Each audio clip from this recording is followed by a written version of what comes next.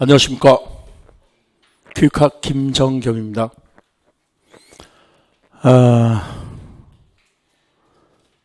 길고도 지루한 시험이 조금 있으면 끝납니다.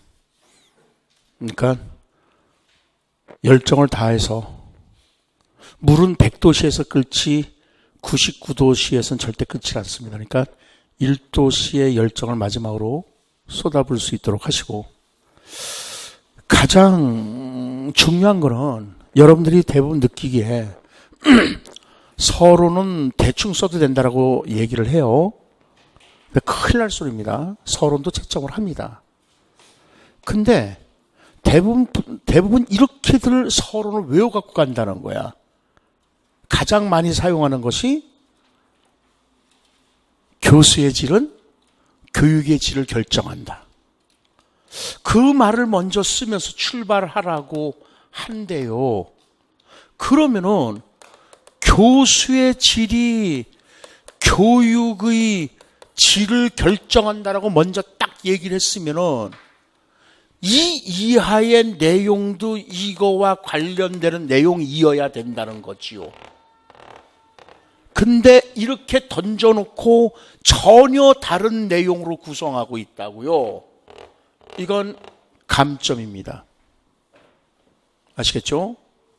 그래서 절대 그렇게 쓰지 말도록 하십시오. 두 번째, 서론 쓰는 방법입니다. 두 번째, 논제에 나와 있는 거, 즉 뭐뭐뭐에 관해서 논하시오. 이게 사실상은 논제가 있고, 그 다음에 제시문이 있고, 그 다음에 배점이 있잖아요. 근데 서론에 어떻게 쓰냐면 요런 말 띡 써주고 나서 한 줄 정도 쓰고 나서 이거에 대해서 논해보고자 한다라고 쓴단 말이에요. 그것도 잘못된 겁니다. 왜? 이거는 여러분들의 언어가 아니라 교육과정 평가원 언어이기 때문에, 그리고 단독 과정일 경우는 자기가 스스로 만들어가면서 그렇게 할 수는 있습니다. 그런데 이거는 자료 제시형이기 때문에 그렇게 써서는 안 되는 것이다. 그러면 서론을 어떻게 쓸 것이냐? 우선 정 안 된다면요, 이렇게 해보도록 하자는 거죠. 이 논제를 서론으로, 그리고 그 제시문을 풀어서 이 논제와 관련해서 아주 자세하게, 배점과 관련해서 자세하게 이걸 본론으로, 그리고 이 내용을 요약 종합하는 거니까 배점을 마사지해서 결론으로 써보는 것은 어떠냐는 거죠.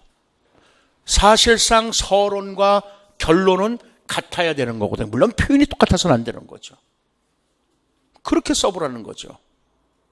그러면 첫 문장을 어떻게 던질 것이냐? 첫 문장은 배점을 보라는 거죠. 배점에서 예를 들어서 실용성과 연관해서, 아니면 교사의 전문성 제고를 연관해서 라는 말이 나왔다면 이걸 대주제로 보자는 거죠. 그래서 서론의 첫 문장을 쓸 때는 대주제, 즉 교사의 전문성 신장을 위해서는 이런 식으로 풀어서 나가라는 거죠. 그 다음에 두 번째, 스토리화를 시키라는 거죠. 출제자는요, 철저하게 스토리를 생각하고 출제를 한다는 겁니다. 따라서 4개의 문제나 5개의 문제가 나올 수가 있는데 그거를 스토리화 시키라는 거예요. 근데 만약에 스토리화를 시킬 수가 없다면요, 여러분들이 관점이나 측면으로 나눠서 보라는 거죠. 그러니까 대주제를 먼저 던지는 거죠. 예를 들어서 교사의 전문성을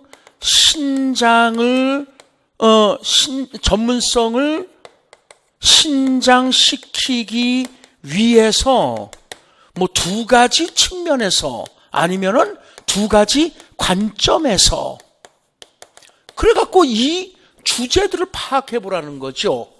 그래서 교사의 측면에서 아니면 학습자의 측면에서 나눠본다든가 아니면 교육과정 측면과 평가 측면으로 나눠본다든가 아니면 행정적 측면과 교수적 측면으로 나눠본다든가 이해가시죠? 그래서 스토리를 만들어 가라는 겁니다. 이야기를 만들어라. 서론은. 결론 또한 서론과 같기 때문에 똑같은 표현을 쓰면 안 되지만은 이 배점에 나온 내용들을 갖다가 주물럭하라는 거죠. 마사지를 하라는 거죠. 그리고 본론을 쓸 때 모른다고 칸 띄워놓지 말라는 겁니다. 논리적 일관성에 문제가 생길 수가 있습니다. 따라서 제시문을 읽고 그 제시문을 가지고 배점을 보고 생각하면서 아는 대로 아는 바대로 다 써라. 대신 명칭이 생각이 안 날 때도 있어.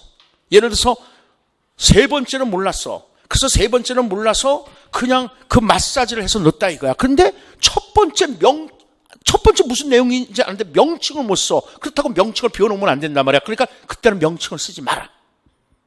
괜히 잘못해갖고 잘못 명칭을 쓰면은 앞하고 뒤하고 완전히 달라지는 거잖아. 그러니까는 가는 뭐뭐이다가 아니라 가에서는 그리고 쑥 넘어가라는 거죠. 뭔 말인지 알겠죠? 그럼 부분 점수라도 받지 않냐는 거죠. 사람 이름 안 쓴다 그래서 뭐 감점되거나 그런 건 아닙니다. 그러나 내용은 정확해야죠. 무슨 말인지 아시겠죠? 그래서 우리 선생님들이 가장 힘들어하는 것이 서론 쓰기와 결론 쓰기인데 이렇게 하면은 충분하게 쓸 수가 있는 거고 또 시험 문제가 여러분들 시간이 충분합니다.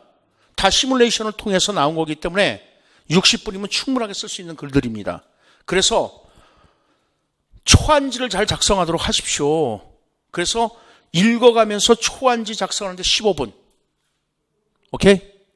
그 다음에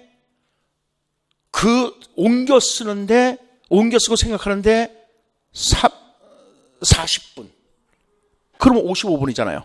나머지 5분은 재검토. 퇴고를 하는데 5분을 쓰시면 돼요. 정확합니다. 시간 남을 겁니다. 틀림없이 남습니다. 만약에 시간이 모자랐다, 그럼 떨어지는 거야.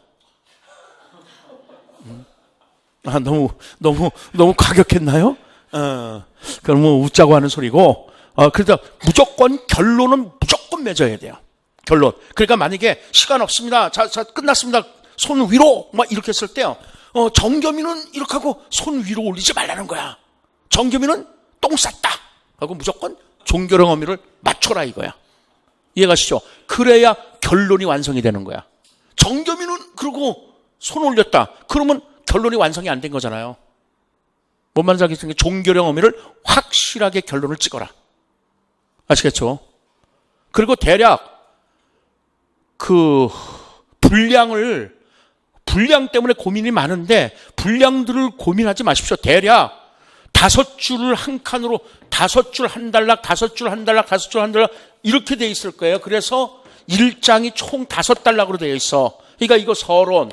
그리고 첫 번째 문제, 두 번째 문제, 세 번째 문제, 네 번째 문제. 그리고 2페이지로 가서 5달락이 있을 때 이거 결론으로 쓰면 되는 거야.